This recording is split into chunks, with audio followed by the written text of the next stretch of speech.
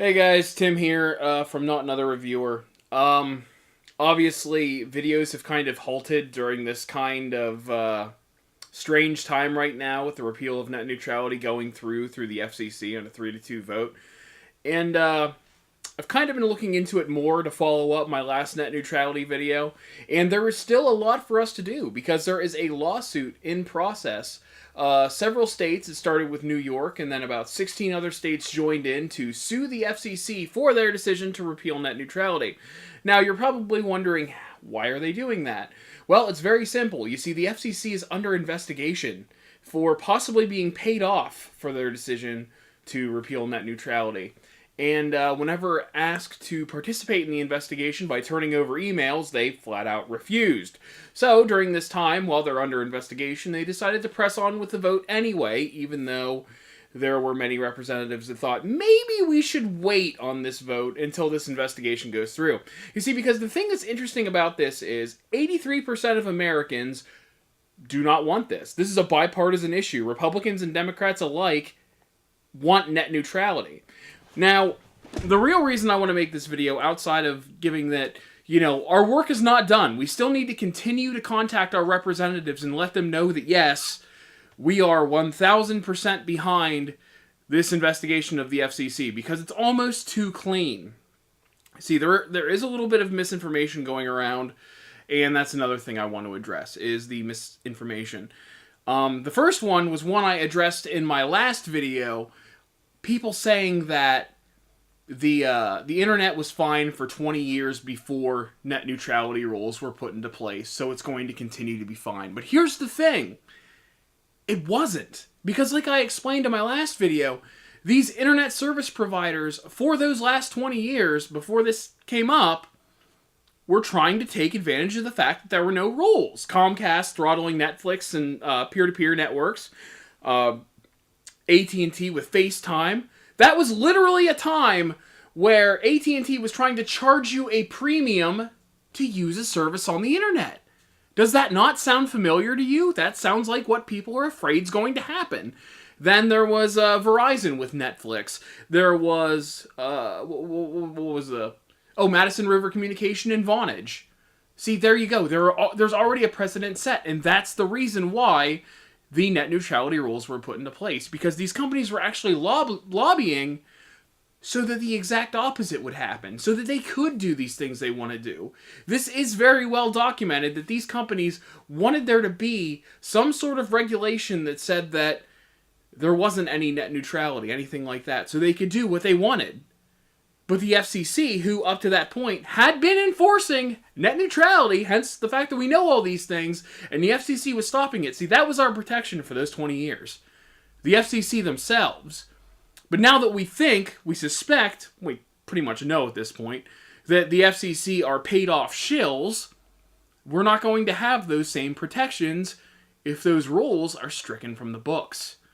Because the FCC themselves were the ones that would enforce that. In fact, everybody wants to say, and here's another thing. Here's another misconception that we have, and this was something that I read on Twitter, a tweet from Donald J. Trump Jr. So, Jr. here, so you know this is going to be intelligent discourse. He was saying, oh, everybody must love Obama's guy now. All this outrage, and they probably never even heard of net neutrality. Listen, I remember net neutrality. I remember hearing that term every 6 months before 2015. Because every 6 months, ISPs would lobby to have something done to make sure that we wouldn't have proper net neutrality. I remember that. I remember hearing about that constantly. In fact, hearing about it now and having it be such a big thing in the news now is kind of... I don't want to say PTSD, because that's going too far. Some sort of, nasty flashback, It's like, oh, we're back with this. Because that's the thing about this government. It never stops. It's like, well, okay, what we're going to do is we're going to overturn net neutrality. Oh, we didn't do it? All right, I'll see you in 6 months. We'll have the same stress all over again. Now we're going to overturn net neutrality. Oh, we didn't do it? All right, we'll see you in 6 months. And we're going to get the same thing with overturning Obamacare and this fucking tax bill. It's all going to be the same thing.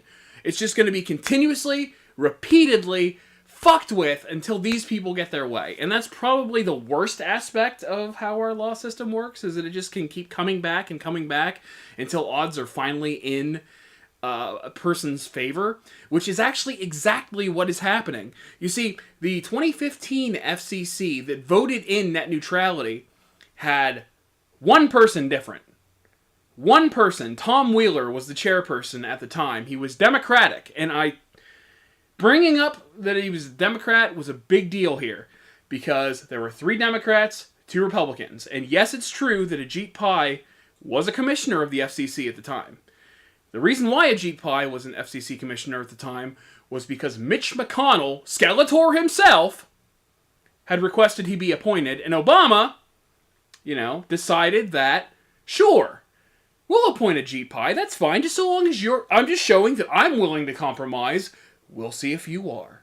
And that's the reason why Ajit Pai was put in the FCC. And now Donald Trump Jr. is saying, oh, well, that's Obama's guy. Yeah, but Obama didn't make him chairperson. Obama didn't appoint a 3rd Republican when Tom Wheeler's time was up. You see, Tom Wheeler left, but Ajit Pai was offered to be renominated. I find this all very suspicious that we're not hearing anything from the president on this. He hasn't tweeted a single thing about this. I don't know if he's gone public about it. I've heard nothing. But I do not want to go into that tangent yet. That'll probably be for a future video later on when I'm more ragged and wild on this because nothing's going on. But yeah, see, that's the difference. We had 3 Democrats in the FCC and 2 Republicans, and we got net neutrality out of that. But now, one of the Democrats left and was replaced by a Republican, whose name I don't actually have on hand here. I just have that Tom Wheeler is gone and replaced by a Republican, because the other, Ajit Pai and Michael O'Reilly, I think his name was, they voted against net neutrality when it was put into place. But again, they were the 2 Republicans. So now, that's kind of how it happened. There was a change in majority. And that's how we have this repeal of net neutrality going on. Now, there's one other thing I kind of wanted to get into here. And it was a tweet from Ted Cruz. We all love Ted Cruz, right? The Zodiac Killer. Alright. That is a joke, by the way. I don't actually believe he's the Zodiac Killer or the son of the Zodiac Killer or whatever the hell. I just like my internet jokes about these weird politicians. I think Impassioned Ted Cruz is my favorite meme. I think I have it saved on my phone, my computer, my iPad, everything. I use Impassioned Ted Cruz all the time. But he mentioned... Oh, God, I have to remember this now, what he said. What he said that pissed me off. Oh, he was saying that we want more regulation. We as the left want more regulation on the internet to see corporations get more power. And net neutrality gives these ISPs more power to do what they want, which... What? No, that's not how net neutrality works. I explained net neutrality. It's basically just a thing that's in place that says nobody has power over the internet. The internet is just a thing that exists, and we all get to use it. And if they attempt to regulate it or do... and like if corporations, the ISPs, try to do anything, they're out of order, and they need to not. Okay? That's what net neutrality is. But what he's trying to explain is what life would be like without net neutrality. See, this is where I'm going to get slightly out of order, because a lot of what I see here, I can't avoid this. I can't avoid going into this. But when conservatives talk about wanting less government, seeing how much money that they were given, and this is public information, you can find out how much money each senator and each representative from the House of Representatives was paid off by these ISPs. You can see this information. But it just really looks like it's one of those like dystopian steampunk futures where it's like, we want smaller government so that these corporations don't have as many regulations, so they can pay us off to just be powerless figureheads while the corporations run the show. So eventually we're going to have corporate-sponsored gangs beating the shit out of people in the street. You know, your basic fucking... I can't think of any movies right now that directly cite this, but it's definitely a trope. What was it? Was Snow Crash like that? I think Snow Crash might have been like that. Not a movie, it's a book, but still. You get the idea. Basically, if you want a dystopia run by greedy corporations, Resident Evil is a franchise. There you go. We got Umbrella Corp in the making. Like, this is fucking insane. I don't understand how this is even a question. Whenever we have rules that basically say, you know, the only rules for this service are basically you can't look at fucked up shit like you can't watch executions or anything like that. You can't watch child porn or anything like that. Like, just so long as what you're viewing fits the confines of the law, you're allowed to view it and not be blocked from it. That's what the internet should be. But they want to try and spin this and make those farcical statements that, oh, well, we didn't have net neutrality for 20 years. No, we didn't. But we had a governing body that, mind you, the FCC is an independent entity, by the way. So that's not exactly government. That's just a body of enforcement, kind of like your Secret Service, your FBI, and stuff like IRS and things like that. They're all independent bodies.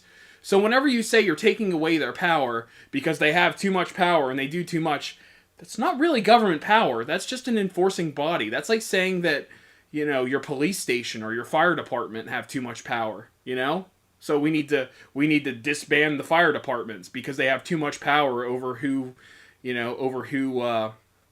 gets fires put out and shit like that. It's ridiculous, and it doesn't need to be messed with. It's one of those things that works, and it's one of those where you want to say you're for less regulation. That regulation is literally the no regulation. If an ISP wants to do this thing that's consumer unfriendly, no. If a corporation wants to do this thing involving the internet that's consumer unfriendly, no. That's it. It has no infringing qualities on the consumer. There is nothing that it stops you from doing, except for things that would already be against the law. I think I'm getting on a tangent now, and I'm pretty sure I've explained everything I wanted to. Can't really think of anything else I want to say here, so I'm just going to say, if by some miracle chance things change, I will go back to normal content, but for the foreseeable, I can only see it as we have to talk about this. We have to address this. We have to protect net neutrality. And I thank you for following this rant. And I hope you have a Merry Christmas. If I don't release another video before Christmas, Merry Christmas, Happy Holidays. And thank you for watching, and goodbye.